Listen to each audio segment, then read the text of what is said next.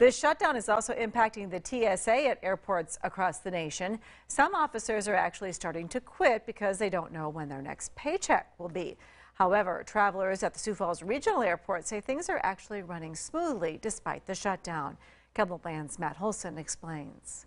Kim Scheffler is all smiles after a brief trip to KELOLAND. What brought you to Sioux Falls? I came for a job interview. Oh, well, hopefully it went well. It did go well. Scheffler is from Pennsylvania. She flew out of Philadelphia earlier this week and says everything is normal despite the government shutdown. I had no trouble here. We were actually early on both our originating flight and our connecting flight. So we landed early on Monday, and I was actually shocked when I got to Philly for a Monday morning 8 a.m. flight that it was not backed up in the security check. We didn't have any trouble at all. We went right through.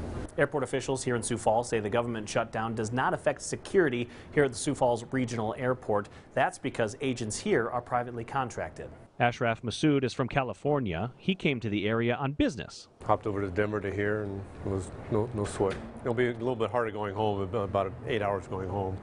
I have to do a lot more connections on the way home. He's hoping the trip back to Ontario, California will be hassle-free. No extra lines, no nothing. So, in fact, I got my TSA pre-check even, so I flew right through it.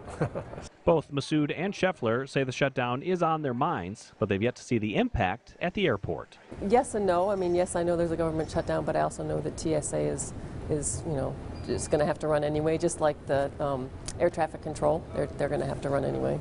In Sioux Falls, Matt Holson, KELOLAND News. While some TSA officers are working without paychecks, agents here in Sioux Falls are still getting paid.